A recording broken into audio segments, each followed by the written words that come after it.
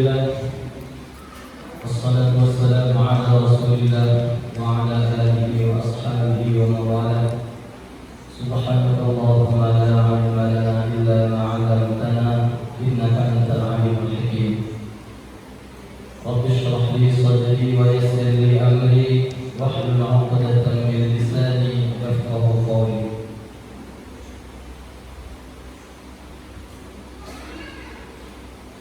Ayyuhal hadirun, ittaqullaha haqqa tuqatih wa la tamutunna illa wa antum muslimun. Qala Allah Ta'ala fi kitabihil karim, inna Allaha yuhibbut tawwabin wa yuhibbul mutatahhirin. Alhamdulillah, kita beri Allah Subhanahu wa Ta'ala. Allah Subhanahu wa Ta'ala yang menggerakkan seluruh apa yang ada di bumi dan apa yang ada di langit. Allah Subhanahu wa Ta'ala yang menggerakkan seluruh aktivitas manusia ini sehingga tidak ada satu pun yang luput dari pantauan Allah Subhanahu wa Ta'ala. Bahkan dedaunan yang jatuh, yang kita tidak tahu mungkin di hutan belantara sana, tapi Allah Subhanahu wa Ta'ala senantiasa tahu. Allah Subhanahu wa Ta'ala senantiasa tahu berapa banyak curah hujan yang turun di siang hari tadi, yang kemarin, semuanya Allah Subhanahu wa Ta'ala tahu. Maka dari itu kita bersyukur hari ini Allah Subhanahu wa Ta'ala gerakkan kita. Allah Subhanahu wa Ta'ala beri kesempatan kita mendapatkan nikmat yang luar biasa. Al-Imam Nawawi menjelaskan bahwa nikmat itu dibagi dua. Salah satunya nikmat diniyah, ilmu agama seperti kita sampaikan kemarin adalah bisa mendapatkan ilmu pengetahuan. Maka ini alhamdulillah Allah Subhanahu wa Ta'ala memberikan nikmat kepada kita duduk di majelis yang penuh berkah ini insyaallah untuk kita mendalami terus ilmu agama. Ya mungkin kalau kita bahas hari ini masalah fikih, mungkin sudah dari zaman SD, Pak.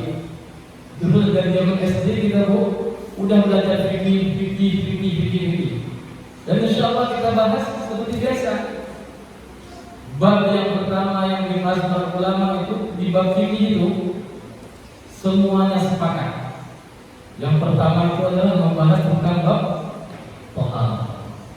Semuanya. Karena dari taharah ini muara dari segala amal itu. Nyambung dia kepada bagaimana salat sahnya, salat, baca Quran, haji dan segala macam aktivitas kita ini banyak bermula daripada bab taharah. Maka dari itu alhamdulillah kita terus bersyukur kepada Allah Subhanahu wa Ta'ala. Selanjutnya salawat dan salam kita sampaikan kepada Nabi sallallahu alaihi wasallam. Dengannya kita mendapatkan berkah dari baginda Nabi sallallahu alaihi wasallam. Kita kaji Al-Qur'an yang Allah Subhanahu wa Ta'ala turunkan kepada baginda Nabi sallallahu alaihi wasallam. Kita kaji hadis dari baginda Nabi sallallahu alaihi wasallam karena semuanya adalah wahyu dari Allah Subhanahu wa Ta'ala. Tinggal para ulama ini merumuskan, merincikan sehingga turunlah nanti ada namanya fikih, ada namanya ilmu tauhid, ada yang namanya ilmu tasawuf dan ilmu yang lainnya. Kalau di zaman Rasulullah SAW kita tanyakan ada nggak ilmu fikih? Zaman Rasulullah belum dirumuskan. Karena semuanya ketika ada segala permasalahan langsung ditanyakan langsung kepada baginda Nabi SAW. Kalau kita hari ini nggak sempat berjumpa dengan baginda Nabi SAW, nggak bisa pula bahasa Arab. Bisa kita belajar bahasa apa? Satu, bahasa Tamiah. Dua, bahasa Indonesia. Itu nomor satu bahasa Tamiah karena kita orang Tamiah. Lalu ada yang lagi bahasa Jawa. Ada nanti sampai sudah bisa bahasa Jawa. Ada yang bisa bahasa Aceh. Kalau bagi ibu satu ini juga. Dan dapat bahasa baca. Kita nggak tahu bagaimana baginda Nabi Sallallahu Alaihi Wasallam itu melatih para sahabat, mengajarkan para sahabat langsung. Maka dari itu kita ini harus tunduk dengan bulan Rasul. Para ulama ini apa langsung bisa mengambil keputusan? Tidak bisa, turun temurun. Makanya ada istilahnya sanad. Dalam setiap ilmu itu ada nama sanad dari Rasulullah ke sahabat, dari sahabat kepada tabi'in, dari tabi'in sampai ulama semuanya merumuskan sehingga apa? Sehingga sampai kepada kita ilmu kita ini sudah mudah. Kalau kita disuruh merumuskan ilmu fikih hari ini, saya husnuzon kepada Bapak Ibu sekalian, belum ada yang bisa menjadi ulama mujtahid. Kenapa? Untuk menjadi seorang ulama mujtahid itu harus menguasai bermacam-macam ilmu pengetahuan, disiplin ilmu. Dari bagaimana menjelaskan ilmu bahasa Arab, ada nahwunya, ada sharafnya, ada ilmu bayannya, mantiknya, ada ilmu badi'nya, dan segala macam itu. Lalu mengetahui asbabun nuzul ayat ini, asbabun nuzul hadis ini. Nanti ada ayat yang mansuh, ayat nasakh dan mansuh nanti. Kita nggak tahu turunnya ayat ini kenapa, apa alasannya. Semuanya dikaitkan oleh para ulama. Tinggal kita hari ini alhamdulillah dengan mudah bisa membacakan dengan para ulama ini, kita sangat-sangat bersyukur. Maka dari itu, seperti kita sampaikan kemarin bahwa insyaallah kita akan membaca atau mengkaji kitab namanya Taqriratus Sadidah fi Masail Al-Mufidah. Ini karena yang itu tunduk kepada mazhab Imam Asy-Syafi'i. Kalau kemarin itu sudah ada Ustaz Adi kan? Ustaz Adi Zarkashir. Beliau pakar apa ya? Di bidang fikih Syafi'i juga, tapi kitab Safinatul Najah. Begitulah. Karena kita lihat memang di Indonesia ini mayoritasnya banyak yang bermadzhab Asy-Syafi'i. Ustaz, kalau nanti saya boleh bermadzhab, boleh, silakan. Yang penting tuntas, jangan separuh. Maka kita belajar ilmu sesuatu itu adalah untuk pengamalan diri. Fardhu ain. Sehingga satu orang di rumah itu semuanya wajib tahu bagaimana syarat sah wudu. Sahnya sholat harus semuanya tahu. Bukan hanya sekedar ayahnya tahu, tapi anaknya nggak tahu. Maka dari itu alhamdulillah insyaallah hari ini kita akan membahas masalah taharah. Taharah ini penting tidak? Penting sekali kita bahas tadi. Mudah tidak? Mudah. Fikih yang namanya fikih itu semuanya praktis. Karena sudah ada hukumnya, ini halal, ini haram, ya kan? Ini wajib, ini sunnah dan segala macamnya.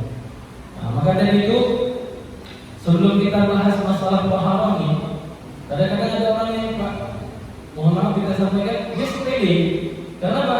Karena dia merasa dari SD sudah belajar taharah tadi. Makanya sebelum kita mulai tadi, saya mau buka satu pertanyaan. Bukan satu pertanyaan ke ustaz-ustaz yang depan atau ustaz-ustaz yang di depan.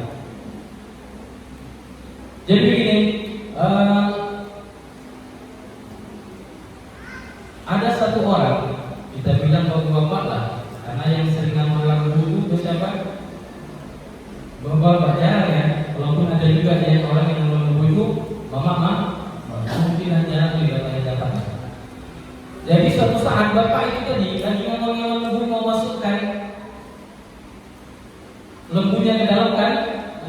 Tapi yang luar biasanya bapak ini sudah siap-siap mau ke masjid. Artinya apa? Dalam keadaan pakai baju koko, dalam keadaan sudah memakai sarung warna putih pula, baju putih. Lagi kayak musir-musir lembu, Pak, ya kan? Terjatuh dia, terpleset, ya kan? Terpleset, jatuh dia rupanya ada di situ paret. parit yang isinya itu ada, kalau kata bahasanya itulah kotoran hewan tadi. Bisa kita bayangkan suasananya. Bapak itu sudah pakai putih, sarung putih tadi jatuh ke dalam parit yang isinya tadi kecolongan. Maka pertanyaannya, batal nggak wudhu bapak itu?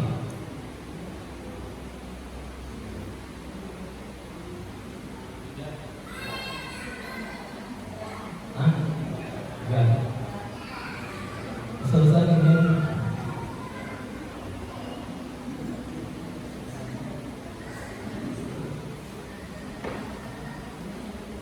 Betul ya? Ragu. Mau jawab batal takut salah, mau jawab bukan batal takut salah. Makanya penting sekali kita pahalanya harus duduk dia. Jadi kita nggak ragu, yakin bahwa ini adalah sesuatu yang kita kerjakan ini sesuai tuntunan baginda Nabi Sallallahu Alaihi Wasallam. Kita harus yakin itu. Gitu. Kalau tanyakan sama ibu, iya kalau betul kamu? Enggak, masya Allah. Kalau beliau tahu, karena beliau suka mengaji. Batal ya. Jadi begitu. Kadang-kadang orang hal itu saja katanya udah. Tapi ketika ditanya di situ, kadang-kadang masih ragu. Kalau ketika orang batal, kenapa batal? Kan dia kena ini Pak Ustaz, kenapa? Kotoran hormon dan segala macamnya. Maka dia berarti belum bisa memisahkan yang mana najis, yang mana hadas. Dari situ kita bahas satu-satu.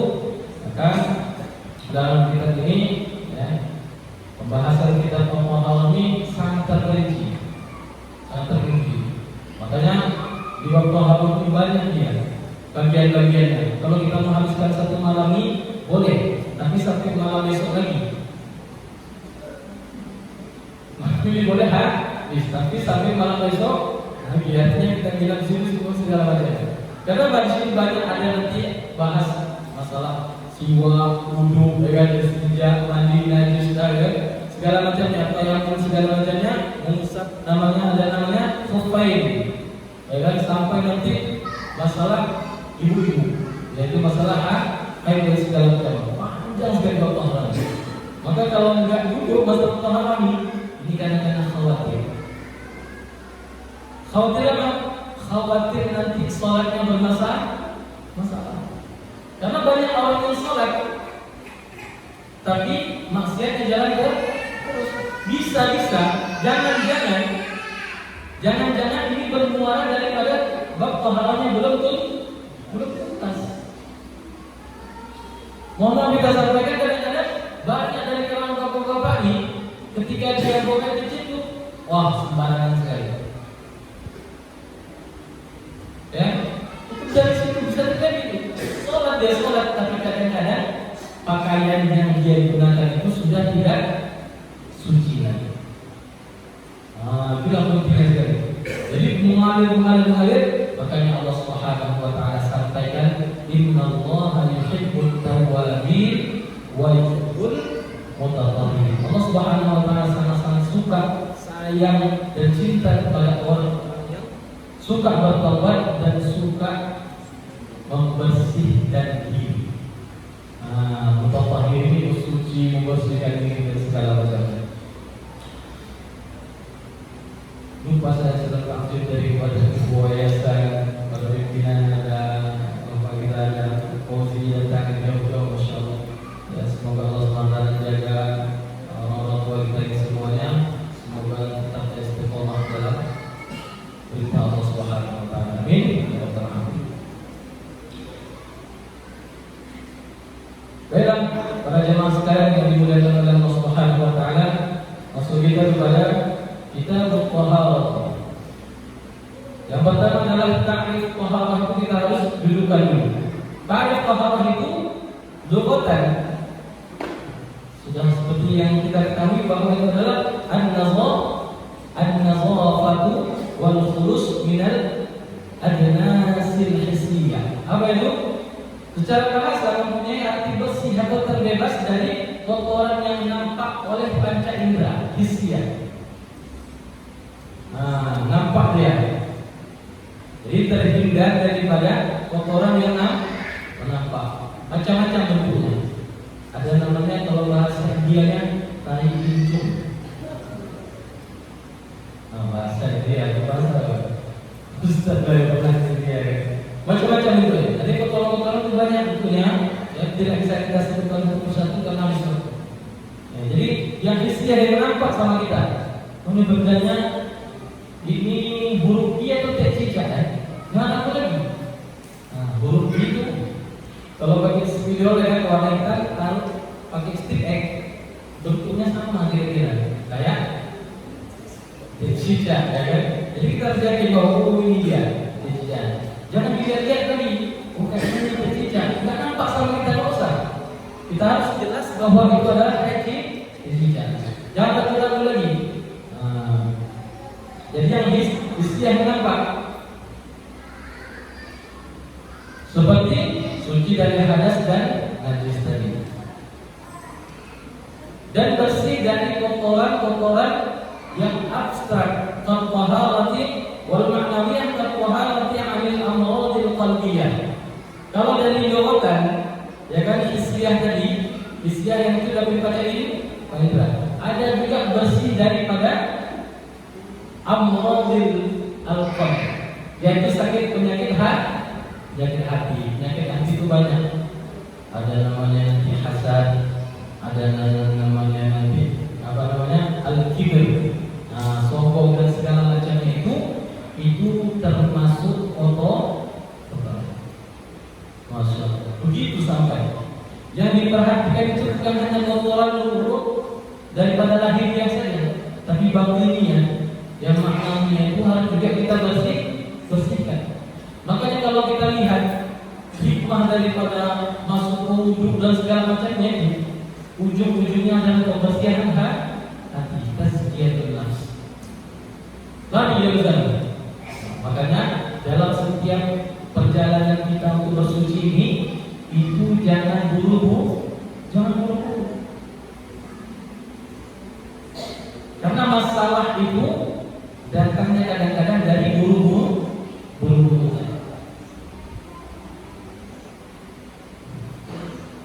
Bukan ini syaitan itu suka orang yang tergesa-gesa. Boleh cepat, boleh cepat yang segala macam, tapi jangan tergesa-gesa atau terburu-buru. Karena kadang-kadang di situ yang sering orang luput dan gara-gara terburu-buru itulah maka pahamnya tidak tuntas atau tidak sempurna. Lalu dari definisi taharah ya, secara syarak, apa itu syarak? Raf'u hadatsin atau izalatu najis, menghilangkan hadas dan najis. Au fi ma'nahuma, atau di dalam makna keduanya. Au ala suratihima. Wa hadha ta'rif al-Imam An-Nawawi. Ta'rif Imam Nawawi ini menjelaskan bahwa secara syarak taharah itu artinya menghilangkan hadas dan najis, atau yang semakna dengan menghilangkan hadas atau najis, atau perbuatan yang bentuknya sejenis dengan bentuk menghilangkan hadas atau najis ini. Maka di sini dirinci raf'ul hadath itu apa? Makna raf'ul hadath ini. Makna raf'ul hadath ini adalah seperti wudhu dan mandi. Wudhu dan mandi. Kalau ada kalau berhadas, kita sedang berhadas, maka tidak cukup hanya sekedar cuci tangan, tidak bisa sekedar cuci kaki. Jadi raf'ul di sini adalah seperti wudhu. Wudhu itu sudah jelas mengangkat hadas kecil. Kalau hadas besar itu harus mandi. Lalu izalatul najisin kal istinja bil ma wa ghusl thawbi al-mutanajjis. Sedangkan menghilangkan najis seperti istinja dengan air dan mencuci pakaian yang terkena najis. Jadi kalau pakaian yang terkena najis itu nggak bisa memakai air yang tidak mutlak. Nanti pembahasannya sampai ke sana. Kalau istinja itu bagaimana semuanya diatur. Ternyata menghilangkan najis itu nggak bisa dengan air yang sembarangan. Ada pula nanti mau buat sensasi dia mau istinja tapi pakai air kopi. Enggak cocok. Ya, atau mau wangi-wangi, taruhnya air bunga, taruh soklin di lantai pula ada. Karena ini ya, maka kita harus jelaskan itu, dudukkan dulu maknanya. Ma fi makna raf'il hadits katayammum wa wudu'i sahibil dharrah kasalisil baul fa innal hadath la yartafi fihima. Yang semakna dengan raf'ul hadits apa?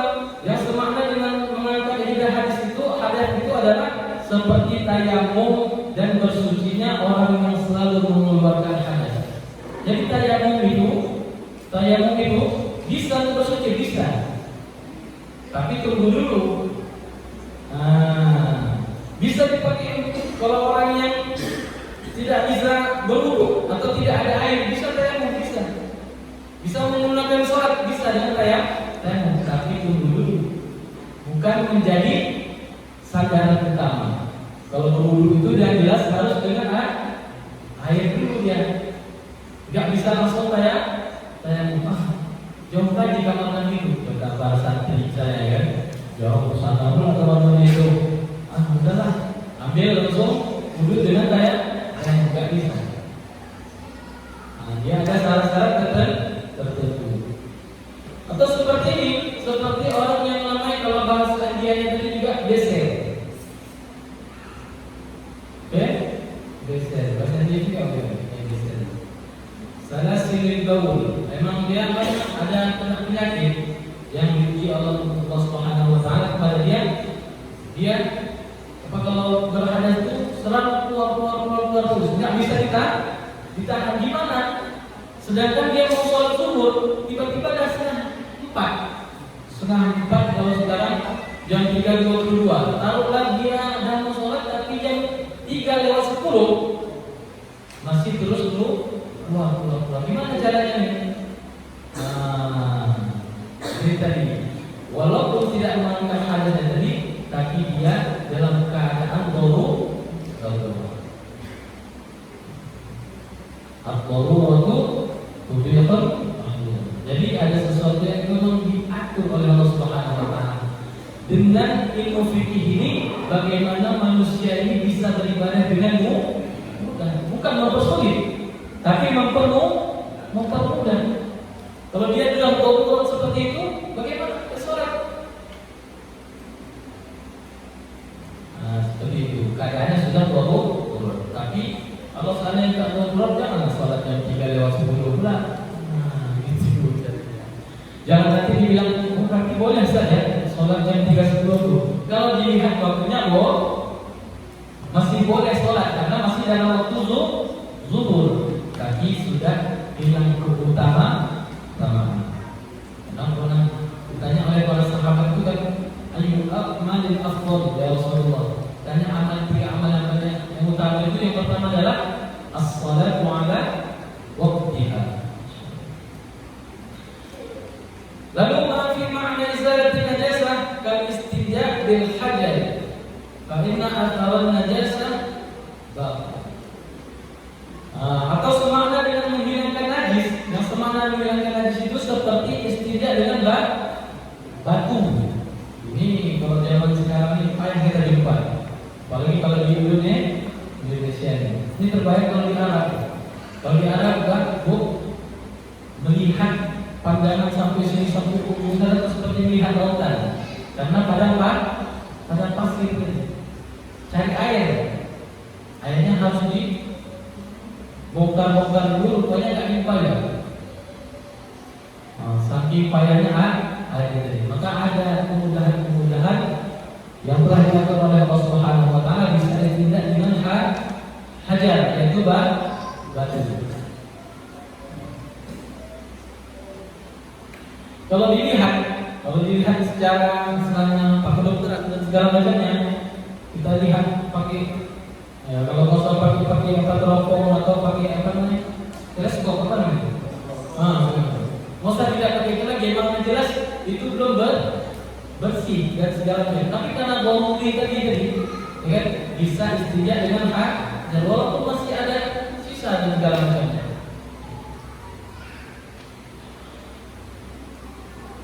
Lalu ma'ala surati rafil hadath kal aghsal al masnunah wal wudu al mujaddad wal ghaslati al-thaniyah wal thalithah fi ghasl al-yad wa ghairihima. Jadi perbuatan yang bentuknya sama dengan bentuk perbuatan yang menghilangkan hadas, seperti mandi sunnah. Sama bentuknya, mandinya seperti mandi wajib juga, tapi dia tidak dalam keadaan hadas. Jadi di situ dijelaskan bahwa raf'u hadatsin au izalati najasin ini maknanya luas sekali.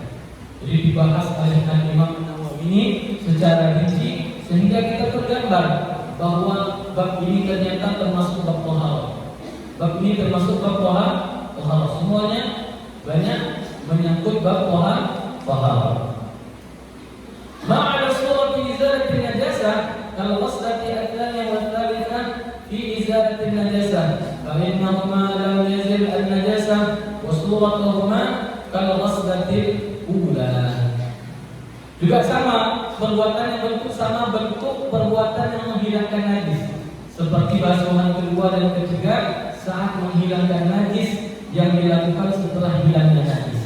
Jadi yang najis itu sekali kita cuci dan hilang, dan nampak. Tapi basuhan kedua, ketiga dan segala macamnya itu adalah termasuk bab taharah. Jadi luas, walaupun hal itu yang dilakukan adalah sunnah atau untuk membersihkan, meyakinkan kita lagi, tapi itu semuanya termasuk bab taharah. Lalu kita lihat bentuk taharah itu ada 4. Maqasidut taharah. Maqasidut taharah atau aswaluha. Bentuk taharah itu ada 4.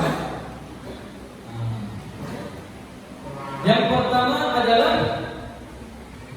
al-wudu, wa tsani al-ghusl, wa tsalits at-tayammum, wa rabi'ah izalatul najasah. Jadi bentuk-bentuk taharah itu 4. Yang pertama wudu, ada lagi nama al-ghusl, mandi.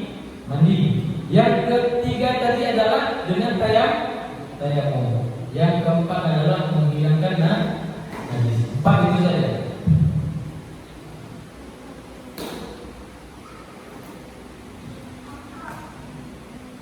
Lalu kalau dilihat wasail at-taharah, wasailnya apa dia, alat-alat yang digunakan untuk bersuci tadi. Kalau tadi bentuknya 4, kalau alat-alatnya juga ada 4. Alat-alat yang digunakan ini sudah biasa kita lihat, ya kan? Yang pertama apa? Yang masyhur air, al-ma. Yang kedua at-turab. Apa namanya? Debu atau kalau tanah masya Allah ini habislah ya. Kalau turab itu dimanakan dengan debu. Yang ketiga adalah ad-dabil. Dabil ini adalah apa? Adalah alat penyamak kulit. Ada alat penyamak kulit. Itu yang ketiga, alat-alat bersuci. Yang keempat adalah hajarul istinja. Hajarul istinja. Batu istinja ini pun diatur. Itu bukan satu untuk semua. All in one. Apa? Oh, itu lah. Satu untuk semua. Enggak, semuanya diatur. Nanti dibahas satu. Ya.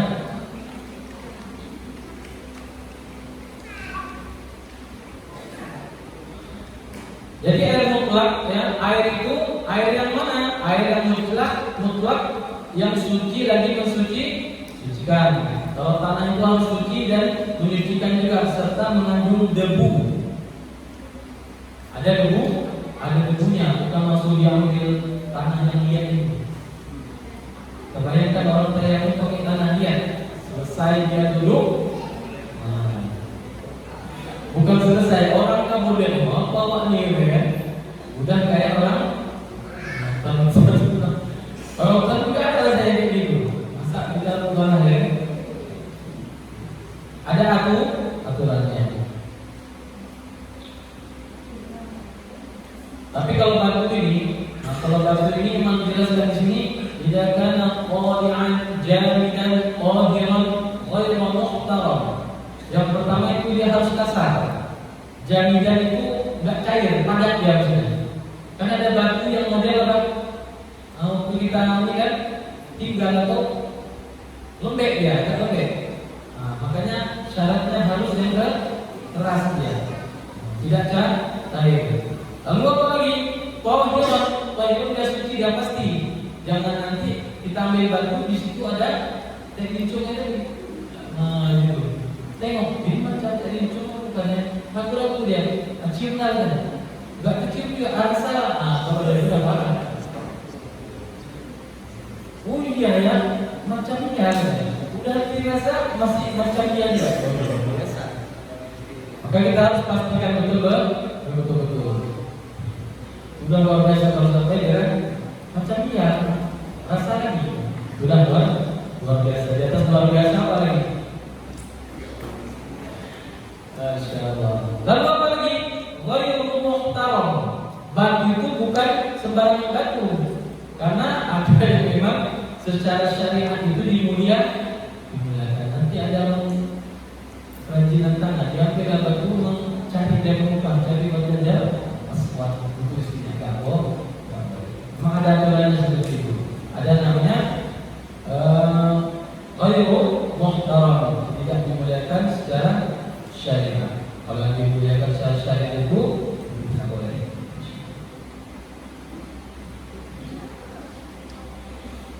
Jadi langsung kita pembahasan yang pertama. Pembahasan yang pertama bab taharah ini yang pertama dibahas itu adalah yang tadi wasail yang pertama tadi adalah al-ma, yaitu air. Karena di mana-mana kalau bersuci itu semuanya menggunakan air. Kalau kita seandainya lah mandi kita tapi pakai apa namanya es salju, bisa nggak? Bisa, tapi jadi beku, segala macamnya. Nanti jatuh, ya walaupun boleh nanti. Tapi kalau kita mandi pakai air itu, jangan ke sana. Kita kemau aja di sana sudah menggigil kalian nonton baru sudah. Ini pakai begitu dulu, sengaja mau mandi pakai apa? Salju kan, luar biasa. Jadi bab yang pertama yang dibahas adalah babul ma itu. Apakah ma-nya itu ma? Kalau kita pergi ke Arab, kalau kita bilang saya mau air, mereka nggak tahu mereka itu. Kalau kita belajar di sini apa? Ana uridu al-ma. Apa artinya? Karena di sana pakai sering bahasa pasaran. Moyang, apa? Moyang. Rupanya ma. Kalau misalnya nanti haus, ana uridu ma. Apa ma? Mama ada. Gak ada di sana mama tuh. Karena di sana adalah bumi. Baiklah, para jemaah sekalian yang dimuliakan oleh Allah Subhanahu wa taala, bab ma ini adalah ta'rifnya ini. Air itu apa? Huwa sa'il asy-syaffaf al-latif yatalawwanu bi lawnil bina yakhluqullaha ar-rayya 'inda tanawwulihi. Air itu adalah cairan yang jernih. Ini definisinya. Airnya jernih cairannya itu dan lembut, latif, yang berwarna sesuai dengan tempatnya. Makanya kalau kita lihat air yang ada di laut itu warna apa? Warna-warni.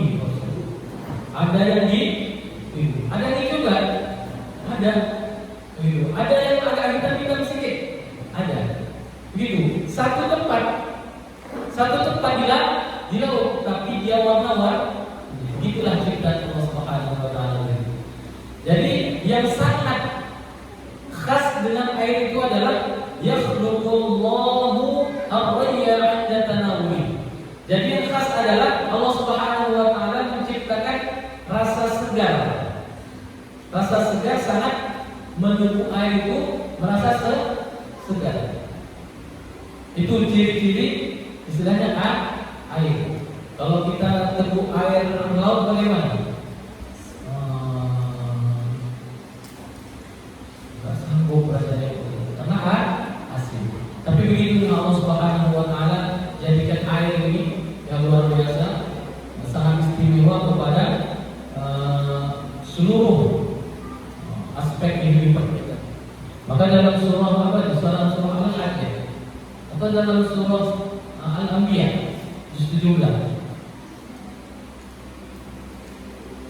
Kullu syai'in hayy. Gimana ayatnya? Sama-sama kan.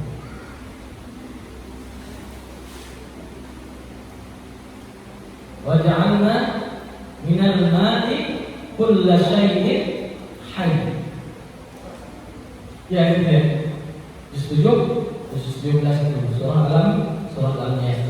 Allah Subhanahu wa taala wa ja'alna minal ma'i kullu syai'in hayy. Jadi semua mau tumbuhan, mau hewan, mau manusia, mau rumah butuh air enggak? Butuh. Rupanya untuk nyemen itu harus ada air. Bisa buat pakai tanah liat kayak orang di Mesir sana buat pakai piramid dulu, bisa. Tapi harus ada air. Jadi semuanya papan-papan ini dari mana? Dari air juga. Karena dia enggak tumbuh. Apa namanya pohon itu kalau tidak ada air. Maka semuanya itu bermuara kepada air. Jadi pembagiannya adalah aqsamul miyah min haitsu mahalliha wa asluha sab'ah. Nah, ini dah sering juga kita ketahui ya. Pembagian air ditinjau dari sumber dan tempatnya. Nah, sering juga sudah kita pelajari. Ini luar biasa para ustaz ini karena kata perkataan Arab ya kan? Perkataan Arab al-ilmu shaydun wal kitabatu qaydun. Nah ya, sering kita lihat. Qayd suyudaka bil hibalil wathiqah. Jadi ilmu ini ibarat apa? Ibarat buruan, shayd, ya kan? Buruan itu bagaimana? Kalau kambing sering-sering kita angon, gak payah kita suruh pulang punya dan pulang ya sering. Tapi kalau kambing hutan itu, nah kita dapat hari ini, kita lepas saja di halaman itu. Tiba-tiba kalau pakai ke pagar, jangan harap mau banyak. Begitulah ilmu tadi. Ibarat binatang yang liar tadi yang istilahnya dia buruan itu. Dia nggak mau balik. Makanya guna menulis itu adalah nanti kita lupa. Ingat. Karena yang luar biasanya Bapak Ibu sekalian, dalam belajar ilmu fikih ini walaupun sudah 50 kali kita ulang, pasti ada sesuatu yang baru yang kita dapatkan. Masya Allah. Dan 50 kali dan 100 kali kita ulang, makin banyak kita ulang,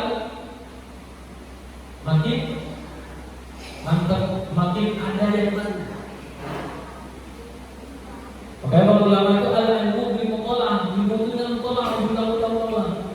Nanti kalau Bapak Ibu sekalian, kalau nggak dicatat misalnya, kita hari ini lupa.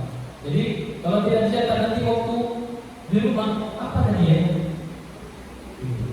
Ini sekarang kita tahu semua nih. Oh, kalau itu mudah kalau Ustaz. Waktu ditanya besok nggak ada. Makanya itu tadi. Wal kitabatu qaydun. Jadi cara mengikat ilmu itu adalah dengan kita menulis.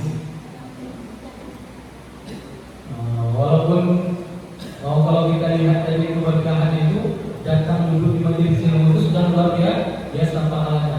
Apalagi ada bapak yang jauh datang itu, setiap putaran ban kalau naik mobil atau setiap putaran ban kalau naik kereta itu semuanya bernilai pahala.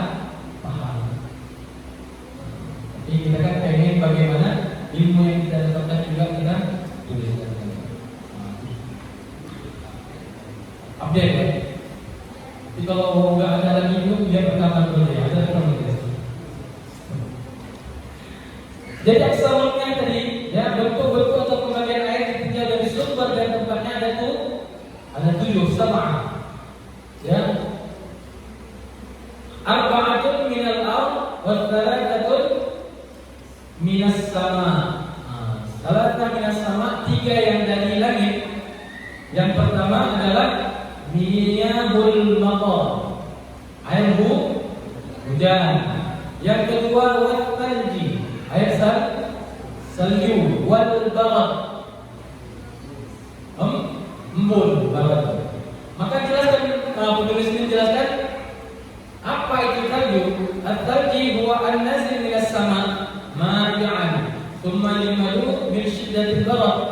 Wal barat huwa an-nazil minas sama jamidan kalma thumma yamna'u 'ala al-ard. Jadi perbedaan embun sama air salju itu, yang satu salju tekanannya air, tapi karena cuaca di bawah itu dingin, maka dia jadi beku. Sedangkan barat tadi, embun tadi, ya kan, dia kayak dijelaskan di sini kayak ya, an-nazil minas sama jamidan, dia macam bentuk-bentuk ada seperti garam gitu. Lumayan mahal, jadi sampainya juga sudah seperti air. Kalau kita lihat itu kayak ada gitu. Jadi pecahan-pecahan daripada air juga. Lalu 4 arba'atun minal ard, 4 yang dari bumi itu seperti yang kita ketahui. Yang pertama al-bahr, apa itu bahr? Laut. Yang kedua al-bi'r, sumur. Yang ketiga an-nahar, sungai. Yang keempat al-ain. Ain itu bukan ain ini. Ini juga ada airnya, tapi namanya air mata. Kalau itu mata air. Beda sedikit dibandingnya. Boleh nggak untuk pakai air mata, Ustaz? Oh, kalau itu bisa mantapnya ya. Siapa yang bisa untuk pakai air mata? Nanti jangan tengok kayak Doraemon. Nobita nangis tuh bisa dan dulu. Kalau yang masih zaman dulu masih tentang Nobita, kalau nangisnya banyak airnya.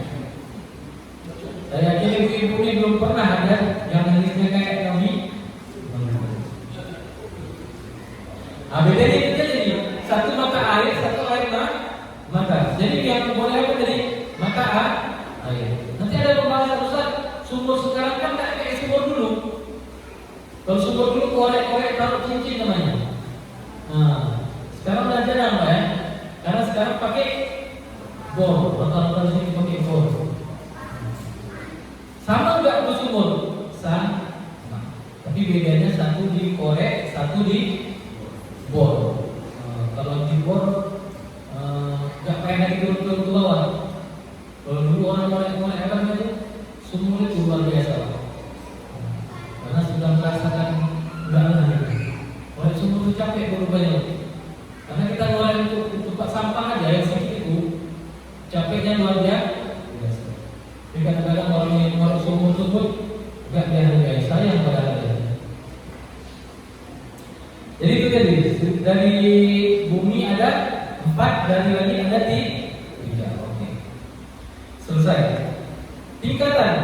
Dari sini di pembahasan memahami aqsamulnya min haitsul hukmi.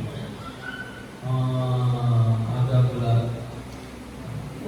afdalnya nazuhuma ba'duhu wa qala. Ada juga yang menjelaskan tentang tingkat-tingkat keutamaan air. Dibahas ini. Air apa yang paling utama? Air apa yang paling utama?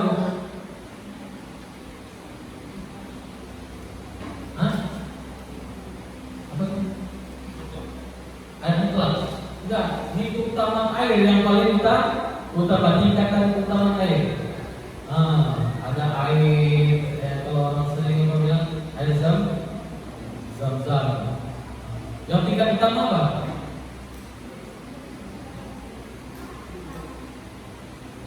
Ada yang tahu?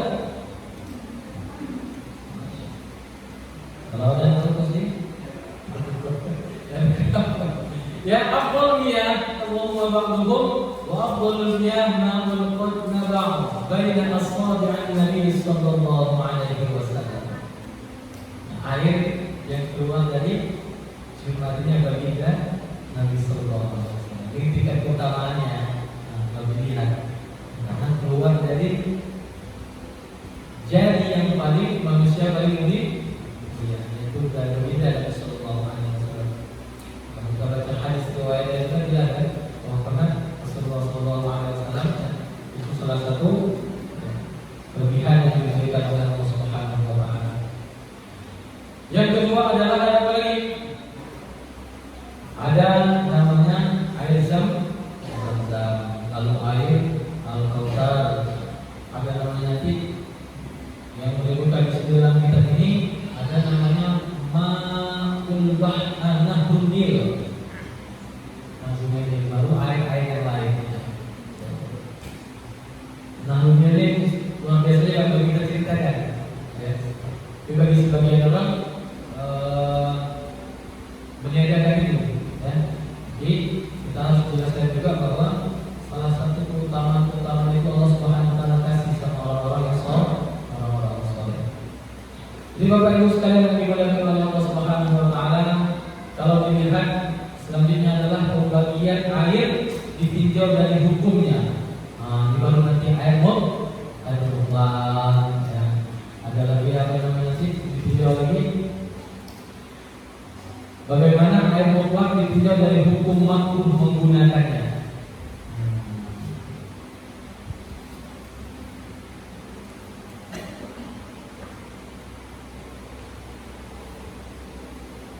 Jadi aqsamul miyah min haitsul hukmi awalan at-tahir fi nafsihi wal mutahhiru li ghairihi wa yusamma at-tahur wal mutlaq. Kalau dilihat dari pembagian air ditinjau dari hukumnya, yang pertama itu adalah air namanya air mutlak. Wa ma'na mutlaq ay mutlaqun 'anil qaid al-lazim 'inda al-'alam bihadihi min ahli al-'urfi wal lisan. Jadi dari segi mutlak apa itu? Air yang tidak disertai dengan nama sama sekali menurut pakar huruf dan pakar lisan yang telah mengetahui keadaan air tersebut, sehingga cukup menyebutnya dengan air. Jadi kalau kita jumpa air, misalnya kita pergi ke Sangkapani sana, kalau kita lihat ada air, ya kan? Tapi kita lihat bahwa air itu gak banyak. Air itu gak banyak. Bisa gak langsung kita ambil dulu dari air itu? Kalau dilihat ya, kalau yang namanya air, ya kan, tidak ada sesuatu hal yang bisa mengganggu keasliannya, kemurniannya, maka dia disebut ma'ul mutlaq. Ada juga nanti berubah warna gara-gara dicampur dengan sesuatu yang lain. Berbeda dengan air yang memiliki nama yang mengikat, seperti ada namanya air mawar. Air mawar itu mutlak enggak? Enggak lagi, sudah bercampur. Ada namanya kopi, anggur, maka tidak dapat disebut air mutlak dan tidak sah digunakan bersuci. Sampai di situ. Jadi yang namanya air mutlak itu adalah sesuatu air yang tidak tercampur oleh sesuatu apapun, ya kan? Makanya dalam kita berpergian harus kita kuasai dalam bab air ini tadi. Karena kadang-kadang maaf sering kita jumpa misalnya musafir berhenti kita di SPBU, misalnya mau sholat dan segala macamnya, kita mau ambil wudhu, tapi air di situ tinggal segini dalam ember.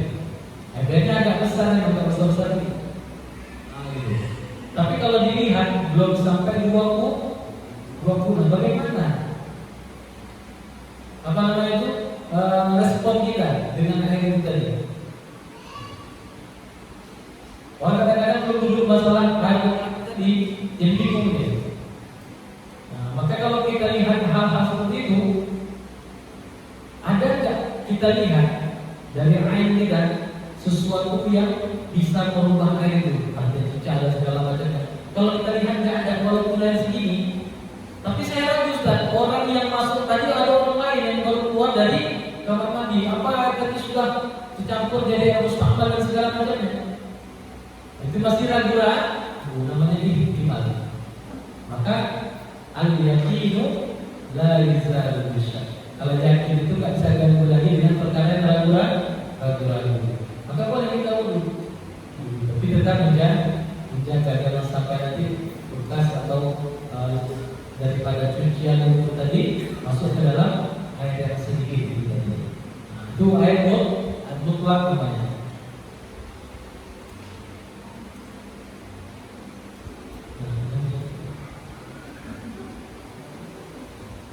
Malaman dasar 10 bapak yang berjauhannya. Kalau kita senang kali bagi-bagi kita saja yang buat. Saya mungkin ada yang lelah, kalau lelah nanti juga bisa itu namanya biasa.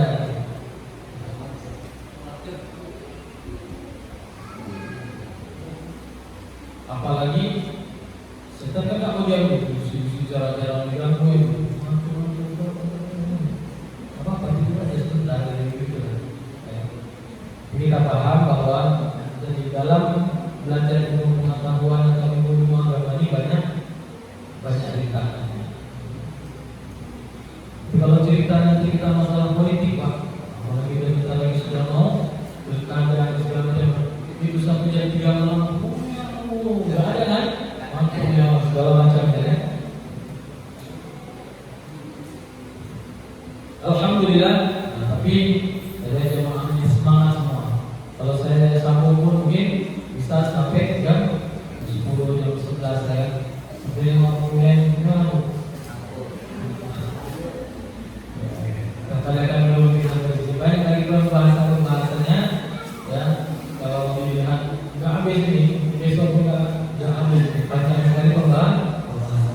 Tidak hanya lagi tahu tentang tahrif tohara dengan tentang pembagian air. Tapi kalau enaknya memang secara ringkas praktis saja biar cepat. Jadi kalau tapi itu tadi banyak orang kadang-kadang menyampaikan pagi-pagi dia sendiri. Tapi kalau saya memang nggak berani.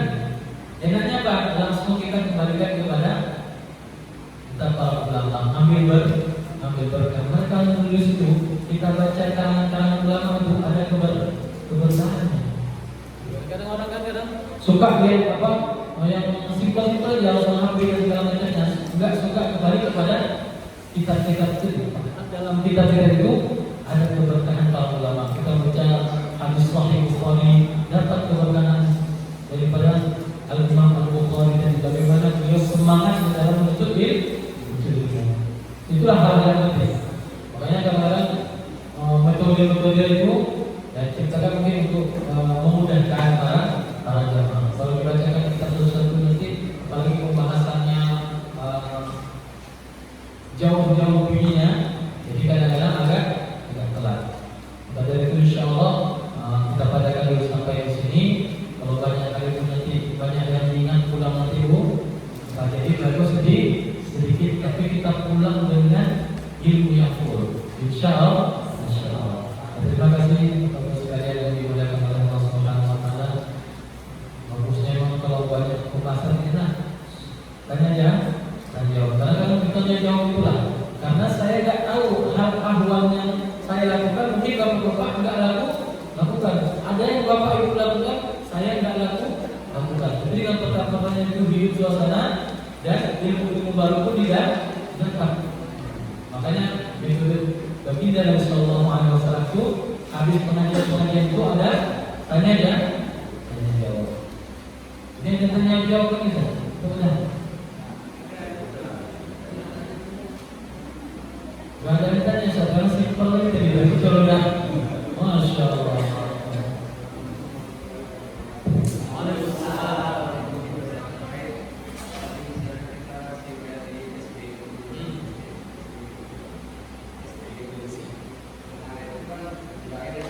Ya betul. Saya yakin ini airnya sudah suci. Ya.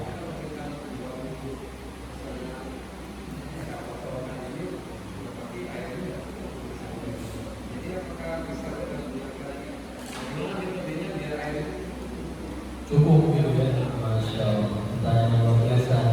Karena ini memang sering terjadi. Karena kita safar itu kan tidak tahu keadaan. Kalau di Aceh ini, insya Allah kita lihat luar biasa. Tapi kalau yang tempat-tempat lain, mau ke kamar mandi pun nggak ada dikit masuk. Nah, jadi yang tadi kemudian lagi. Karena seram di dalam itu, ya. Dia tuh balik lagi dari kemudian. Jadi pertanyaan yang bagus sekali ini melanjutkan tadi. Ada suatu saat kita pergi melewati studio kita berdiri di situ. Kita pengen dulu, gitu kan? Bagaimana cara menjadinya itu agar air yang sedikit tadi tidak berubah, tetap bisa kita gunakan untuk berwudu. Maka para ulama menjelaskan banyak caranya tadi. Salah satunya adalah kita menghindari basuhan pertama. Ketika cuci muka itu, ya kan? Karena rukun wudu itu ada berapa? Tentang wudu. Ada nah yang pertama nih, ya, kedua membasuh muka, membasuh tangan, kepala, membasuh kaki, namanya jadi. Bisa kubur, semuanya sunnah, istirahat dan segala macam. Masuk kuping juga sunnah. Jadi dalam pembahasan ini adalah bagaimana basuhan yang pertama. Ketika kita membasuh muka, kita jaga agar apa? Bekas basuhan tadi kita ini yang pertama menghilangkan hadas tadi tidak jatuh kepada air yang ada di dalam tong itu. Jadi agak jauh sedikit. Misalnya kita agak geser kan, misalnya tong di sini, kita agak di sini. Kalau yang kedua ketiga itu sudah sunnah. Ada pernah satu film yang nonton di Indonesia ada namanya Pencari Tuhan itu. Ada dia film. Karena dari yang diajarkan berwudu dengan pakai satu gayung.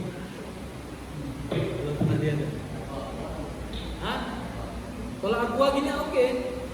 Cuman ada yang model apa? Satu gayung, istilah yang gayung kita pakai itu dimasukkan tangan. Nah, gitu. Ada model gitu. Nah, bagaimana itu? Ada pembahasannya khusus. Kalau dibawa di masyarakat awam, tidak sah dibahas. Nah, karena dalam satu jiwa itu bisa selesai hidupnya. Nah, bagaimana? Ada khusus untuk kita akan mengaji. Ini kita yang bagaimana yang pertama tadi adalah secara khususnya adalah menghindarkan daripada basuhan pertama tadi jatuh airnya ke dalam air yang sudah ada tadi, yang masih mutlak tadi. Lalu waktu kita basuh tangan dulu, basuhan pertama dulu, masih ada sisa-sisa. Bagaimana? Apakah ketika netes ke air mutlak itu akan berubah dia menjadi mustamal? Gimana? Maka kalau kita kaji sampai ke dalam itu, maka nggak selesai hidup kita. Ada namanya maafku, dimaafkan. Kalau enggak, kita ambil dulu kan saya ada sisa-sisa nih. Nanti ambil anduk berdua atau tisu lagu. Biar nggak ada netesan tadi. Yang apa? Itu jadi mudah atau jadi susah ya kan? Susah. Kita bagaimana dimudahkan oleh Allah Subhanahu Wa Taala. Jadi hal seperti itu kalau kita sendiri yang buat susah, membayangkan ini bagus nggak bisa. Akhirnya dia nggak jadi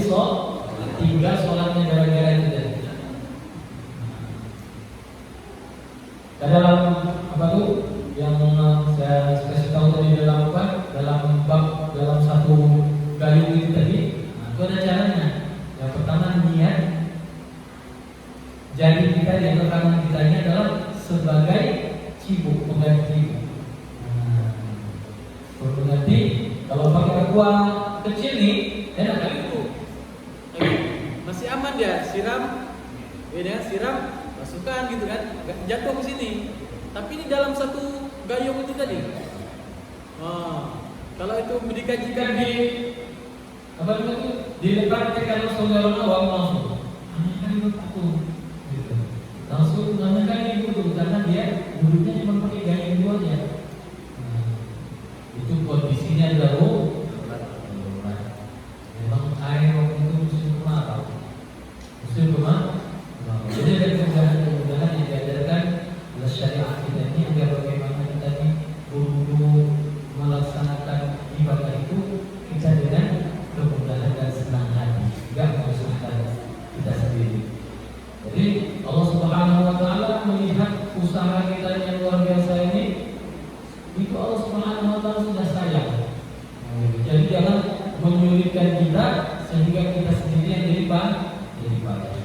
Maka dari itu kita cara-caranya adalah bagaimana kita jauh daripada itu tadi agar tidak kena atau percikan daripada tetesan air yang pertama, cucian yang pertama tadi. Kalau yang kedua dan ketiga itu sunnah. Tapi kalau kita mau jauh-jauh dari Ustaz, harus keluar kita nggak perlu. Oke? Karena sih kita diambil pergi ke sana, balik lagi. Takut air itu ya, nggak seperti itu juga. Keluar dulu, orang tiba-tiba ada orang udah masuk keluar. Ya sekira-kira kan, sehingga kita tak yakin. Yang penting dalam amalan itu adalah kita ya yakin. Wallahu a'lam. Syukur jazakumullah khairan. Kita pada di sini dulu. Bila pertanyaan simpan dulu. Kalau ada pertanyaan disimpan atau nanti dituliskan agar pertanyaan selanjutnya kita jawab masing-masing. Jawab pasti mana? Kita jawab dalam sesi ini saja. Kalau nggak bisa saya jawab dalam satu yang makanya ada apa jadi sekali.